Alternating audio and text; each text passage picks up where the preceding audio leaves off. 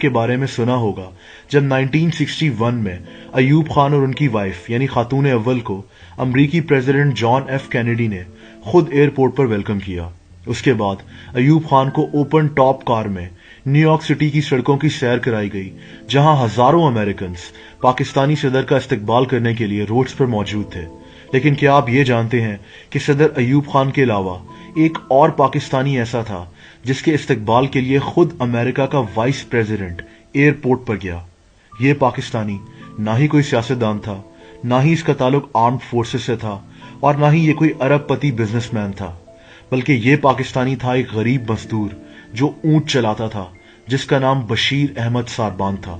تاریخ میں ایسا پہلے کبھی نہیں ہوا تھا کہ ایک امریکی وائس پریزیڈنٹ ایک عام سے انسان کو خود ایئرپورٹ پر ریسیو کرنے آیا ہو۔ اب آپ سوچ رہے ہوں گے کہ ایسا کیسے ممکن ہے، لیکن ایسا ہوا تھا۔ اس کے پیچھے دلچسپ کہانی کیا ہے وہ میں آپ کو سناتا ہوں۔ ہوا کچھ یوں تھا کہ 20 جنوری 1961 کو جان ایف کینیڈی امریکہ کا 35واں صدر بن گیا۔ جان ایف کینیڈی کے ساتھ ساتھ امریکہ کا وائس پریزیڈنٹ لنڈن جانسن بن گیا۔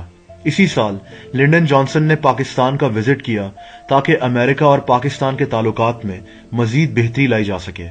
وائس پریزیڈنٹ لنڈن جانسن نے اس وزٹ کے دوران پاکستانی صدر ایوب خان سے ملاقات کی اور کوشش کی کہ پاکستان اور امریکہ کے لوگوں کے درمیان پیپل ٹو پیپل کانٹیکٹ بڑھایا جا سکے۔ لیکن امریکی وائس پریزیڈنٹ کا یہ وزٹ کسی اور وجہ سے مشہور ہو گیا اور آج بھی مشہور ہے۔ اپنے وزٹ کے دوران لنڈن جانسن کراچی میں موجود تھا۔ کراچی ان دنوں دنیا بھر کے لیے ایک اکنامک رول ماڈل ہوا کرتا تھا۔ اس وزٹ کے دوران ایک دن لنڈن جانسن کی گاڑیوں اور سیکیورٹی کا قافلہ کراچی کی کار ساز روڈ سے گزر رہا تھا۔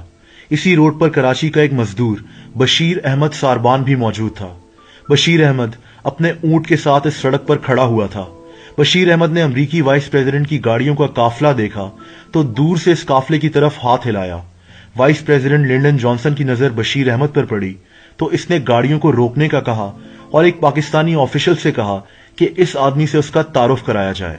یہ ایک انتہائی دلچسپ صورتحال تھی۔ جانسن اپنی گاڑی سے اترا اور اس نے بشیر احمد سے ہاتھ ملایا اور بشیر احمد سے اس کا حال چال پوچھا۔ اس نے بشیر احمد کو کہا کہ کیا وہ اس کا دوست بنے گا، جس پہ بشیر احمد مسکرا دیا۔ واپس جاتے ہوئے اس نے بشیر احمد کو امریکہ آنے کی دعوت دی، جو بشیر احمد نے قبول بھی کر لی، حالانکہ اس کو پتا تھا کہ ایسا نہیں ہو سکتا۔ لیکن بشیر احمد جو کہ دن بھر اونٹ چلا کر اپنی گزر بسر کیا کرتا تھا کہ وہم و گمان میں نہیں تھا کہ ایسا سچ ہو جائے گا۔ لنڈن جانسن جب امریکہ واپس کیا تو یہ بشیر احمد کو نہیں بھولا۔ اس نے بشیر احمد کو دی ہوئی دعوت کو کافی سیریس لے لیا تھا اور اسی لیے اس نے بشیر احمد کو امریکہ بلوانے کا فیصلہ کر لیا۔ اکتوبر 1961 میں بشیر احمد ساربان کو باقاعدہ امریکہ آنے کی دعوت دے دی گئی۔ نہ صرف بشیر احمد بلکہ اس وقت کسی کے وہم و گمان میں نہیں تھا کہ ایسا ہو جائے گا۔ خیر، بشیر احمد جب نیو یارک سٹی کے ایئرپورٹ پر پہنچا تو American voice president Lyndon Johnson خود ایئرپورٹ پر بشیر احمد کو ویلکم کرنے کے لیے موجود تھا، جیسا کہ کسی ہیڈ آف اسٹیٹ کو ویلکم کیا جاتا ہے۔ یہ شاید تاریخ کا ایک انوکھا واقعہ تھا۔ اس کے بعد بشیر احمد کو واشنگٹن لے جایا گیا اور صدارتی محل وائٹ ہاؤس کی سیر کرائی گئی اور پریزیڈنٹ جان ایف کینیڈی کے آفس میں بھی لے جایا گیا۔ اس وزٹ میں بشیر احمد کی ملاقات سابق امریکی صدر ہیری ایس ٹرمن سے بھی ہوئی تھی۔ بشیر احمد نے واشنگٹن کے ایک اسکول میں ایک تقریر بھی کی، جہاں اس کے ساتھ وائس پریزیڈنٹ کی بیوی اور بیٹی بھی موجود تھے۔ بشیر احمد کے ساتھ ہر وقت ایک ٹرانسلیٹر بھی موجود ہوتا تھا۔ دوستو، یہی نہیں بلکہ اس ٹور میں vice president Lyndon Johnson Bashir Ahmad کو اپنے ذاتی گھر بھی لے گیا، جہاں اس نے لنچ کا اہتمام کیا تھا۔ بشیر احمد کے لیے خاص طور پر حلال گوشت منگوایا گیا اور کھانے میں ایسی چیزیں رکھی گئیں جو کہ ہاتھ سے کھائی جا سکتی تھیں تاکہ بشیر احمد کو مسئلہ نہ ہو، جیسا کہ فرائیڈ چکن اور چپس وغیرہ۔ یہاں تک کہ ایک اور جگہ کھانے کے دوران امریکہ کے 4 بڑے بینکس کے سربراہ بھی موجود تھے اور ان سب نے کھانا اپنے ہاتھوں سے کھایا تاکہ بشیر احمد کے لیے آسانی پیدا ہو۔